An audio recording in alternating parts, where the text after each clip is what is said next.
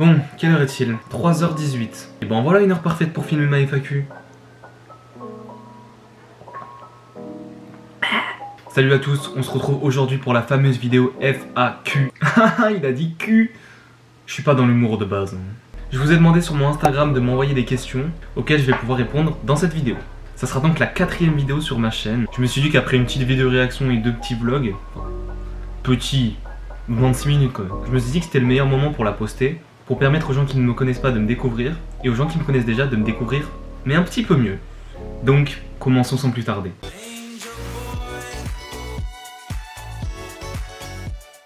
Bon, on va commencer par la première question qui, pour les non-anglophones, se traduit en étant ton nom, ton âge et ta couleur favorite. Oui, je suis très fort en anglais. Alors moi je m'appelle Victor, j'ai 20 ans, et ma couleur favorite, le noir, et le rouge aussi.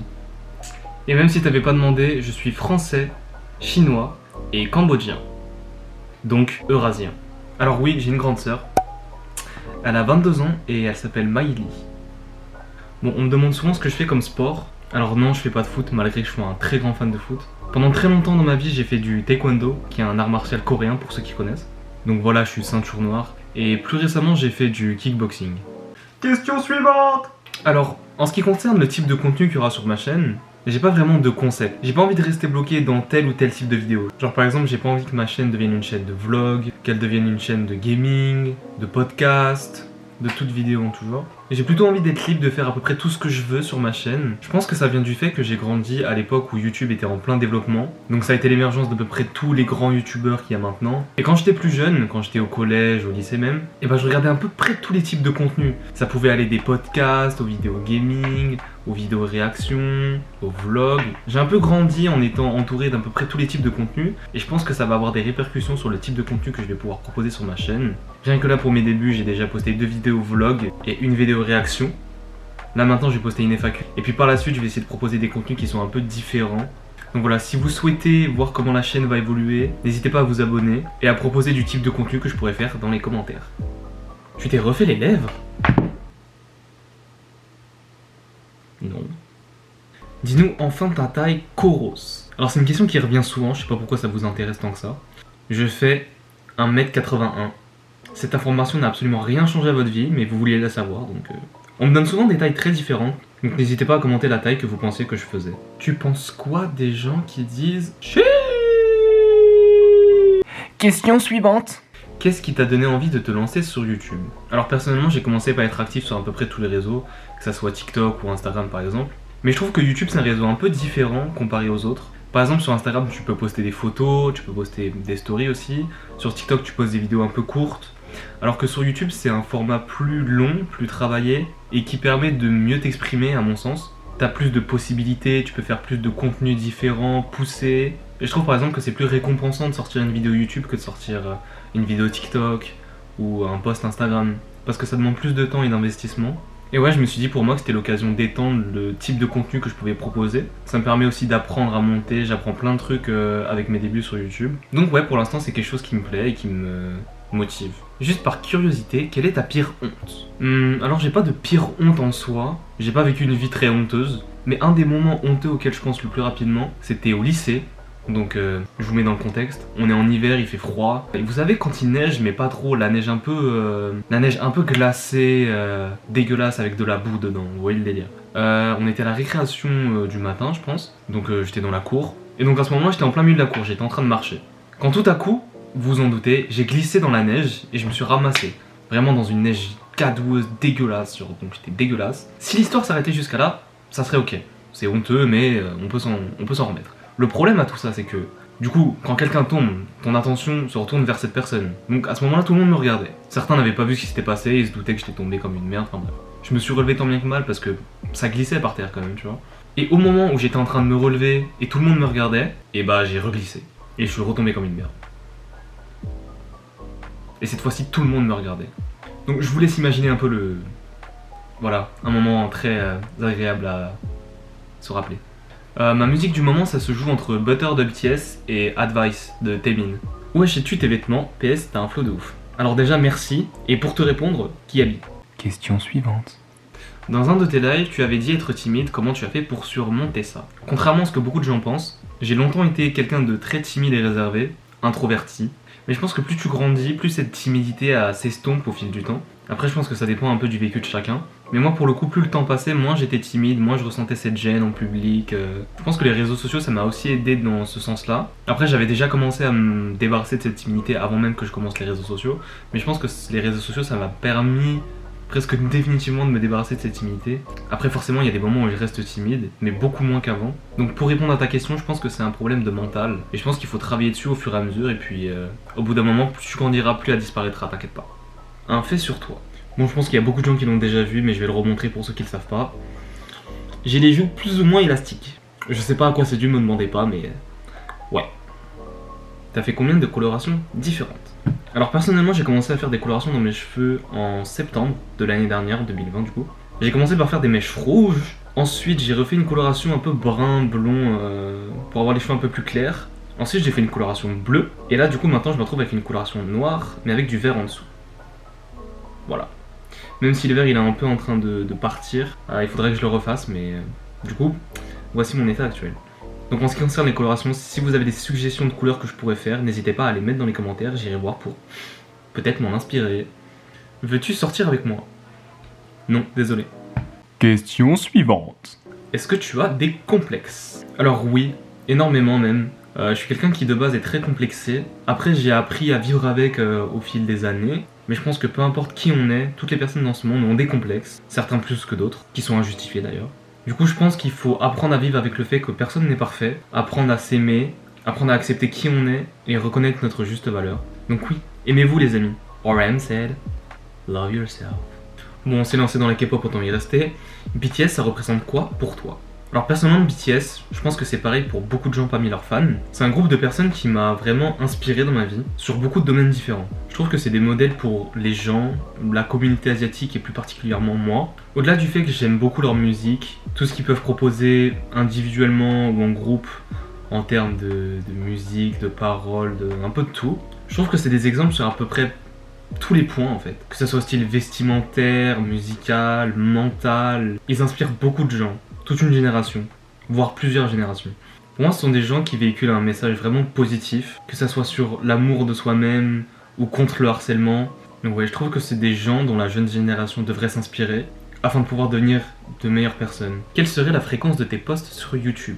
Alors, ce que je vais essayer de faire, et ce que j'essaie de faire depuis maintenant 3 semaines, c'est d'essayer de poster une vidéo par semaine. Pour l'instant, je réussis à tenir le rythme. Le rythme prévu, c'est une vidéo par semaine. Ton animé manga préféré? Franchement, je sais pas. Genre, je sais vraiment pas. J'en ai vraiment aucune idée. Mais alors, aucune. Question suivante. T'es pas inquiet du futur pour ton futur métier, par exemple? Alors, je mentirais si je disais que j'étais pas inquiet pour mon futur. Après, j'essaie vraiment de pas me mettre la pression au point que ça devienne toxique pour moi. Parce que c'est un peu une chose que je faisais au cours de ma vie. Je me mettais tellement de pression en ce qui concerne mon futur que ça pesait vraiment sur mon mental. Mais d'une très mauvaise manière. Après, certes, c'est sûr que cette pression, elle peut être positive, mais faut vraiment pas que ça te détruise mentalement.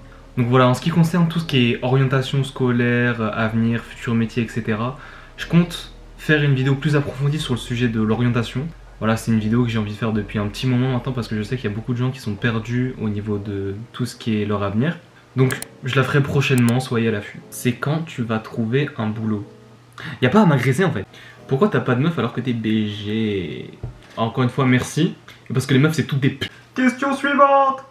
Bon, du coup, j'ai eu ces 2 questions sur le racisme anti-asiatique. Alors, personnellement, pour ceux qui me suivent et qui regardent mes lives en général, ils savent très bien que ça m'arrive très souvent d'avoir des remarques racistes, que ça soit dans mes commentaires ou venant directement des gens avec qui je fais des duos dans mes lives. Alors, personnellement, c'est quelque chose que je vis encore plus maintenant que j'ai de la visibilité sur les réseaux. Parce que du coup, j'ai l'occasion de discuter avec plus de personnes et du coup j'ai plus de chances de tomber sur des gens qui profèrent des propos tels que ceux-ci.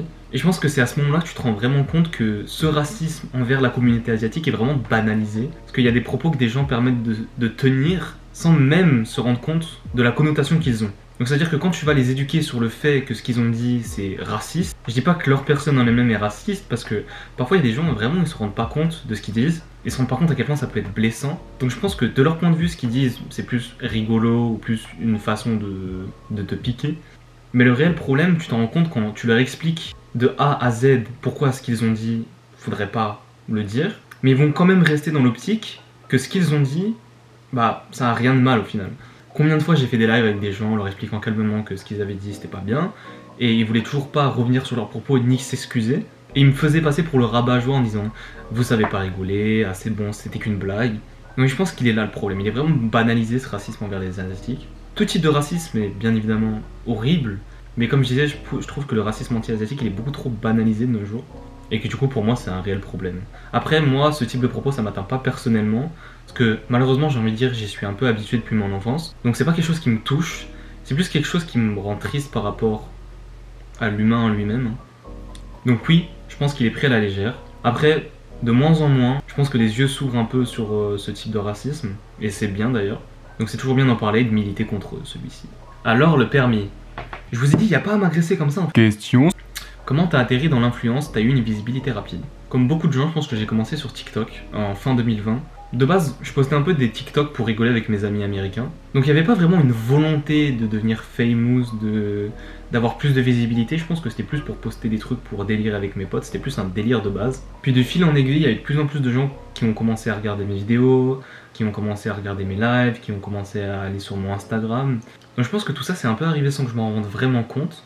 Ce qui fait que maintenant je me retrouve un peu dans la position dans laquelle je suis maintenant. Si c'est pas trop indiscret, es-tu croyant? Alors non, contrairement à ce que ce boudin en jade pourrait laisser penser autour de mon cou. D'ailleurs j'ai beaucoup de questions en ce qui concerne ce pendentif. Alors oui, c'est un boudin en jade, mais non je ne suis pas bouddhiste. Ce collier c'est un collier qu'on m'a offert à ma naissance, que ma grand-mère m'a offert à ma naissance, et que je porte depuis que je suis né finalement. C'est pour ça qu'il est un peu petit maintenant, mais je le garderai toute ma vie. Et du coup en ce qui concerne les religions, je suis athée, donc c'est-à-dire que je crois en aucune religion, je suis pas du tout religieux. Après ça m'empêche pas de m'intéresser de près ou de loin à tout ce qui concerne les religions. J'aime bien m'informer sur les religions, regarder des documentaires, voir de quoi ça parle, parce que c'est quelque chose qui m'intéresse, même si personnellement j'y crois pas. Après j'ai envie de te dire, chacun croit en ce qu'il veut. Mais du coup voilà, malgré que moi je n'y crois pas, c'est un sujet qui m'intéresse vraiment beaucoup. Je lance un débat, l'eau après ou avant le dentifrice sur ta brosse à dents? L'eau ça se met avant et après sur ta brosse à dents. Donc voilà, ça c'est des débats qui n'ont même pas lieu d'être en fait. C'est comme tu mets le lait après les céréales, tu dis pain au chocolat, enfin c'est des trucs logiques. Qui est ton crush ultime chez les célébrités? Moi, avoir un crush chez les célébrités, mais grandissez un peu les mecs, avoir des crushs chez les célébrités, c'est un peu pour les enfants de 12 ans quoi. Les noms de tes animaux de compagnie. Alors j'ai un chien qui s'appelle Jedi, que voici juste là. Et j'ai une chatte qui s'appelle Luna, que voici encore juste là. Question suivante. Tu comptes faire un vrai tatouage un jour?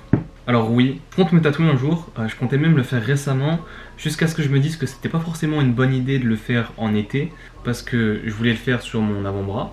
Et le problème c'est que quand tu te fais tatouer, la cicatrisation ça prend du temps, et t'as pas le droit d'aller ni dans la piscine, faut essayer de pas trop l'exposer au soleil. Et sachant que j'ai une peau assez sensible à tout ce qui est soleil, coup de soleil maintenant, je me suis dit que j'allais avoir des galères. C'est sûr que si je me faisais tatouer maintenant j'allais avoir des galères, donc je pense que je vais repousser ce projet à la rentrée septembre-octobre. Tu peux faire plus de vlogs STP.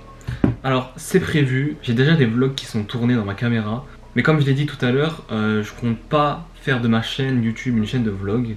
Comme j'ai dit, j'ai un peu envie de varier les contenus que je propose. Après ça veut dire qu'il y aura quand même des vlogs de temps en temps, parce que c'est quelque chose que je trouve assez cool à faire. Donc oui, faire des vlogs c'est prévu, mais pas tout le temps. Parce que les 2 prochaines vidéos de ma chaîne seront un top 10 de mes mangas préférés et une présentation complète de ma collection de mangas que je vous ai presque jamais montré. Et d'ailleurs je sais pas laquelle je devrais faire en premier, donc dites-moi si je dois faire le top 10 avant la collection ou la collection avant le top 10. Dites-moi ça dans les commentaires. Tu pourrais poster, racontez-moi vos anecdotes et tu les lis en vidéo en faisant un mukbang. C'est une bonne idée ça. Franchement ça m'intéresserait bien de lire vos meilleures anecdotes tout en mangeant en vidéo. N'hésitez pas à me dire si le concept vous chauffe en commentaire et peut-être que je le ferai. En tout cas, merci à vous d'avoir suivi cette petite vidéo FAQ. Ah, il a encore dit Q. J'espère qu'elle vous aura plu et vous aura permis d'en apprendre un peu plus sur moi. Et vraiment, du coup, n'hésitez pas à aller sur mes autres réseaux tels que Instagram et TikTok pour prendre de mes nouvelles, parce qu'il faut savoir que demain, je vais aller me faire vacciner et je vous tiendrai au courant sur ces réseaux. Donc pour savoir si je suis encore en vie ou je suis totalement mort, n'hésitez pas à aller checker. Et aussi, si ce n'est pas déjà fait, à vous abonner à ma chaîne YouTube et à activer la cloche afin de ne pas louper les prochaines vidéos qui sortiront prochainement sur ma chaîne YouTube. Et comme on commence à en prendre l'habitude, on va finir cette vidéo sur un coup de tête.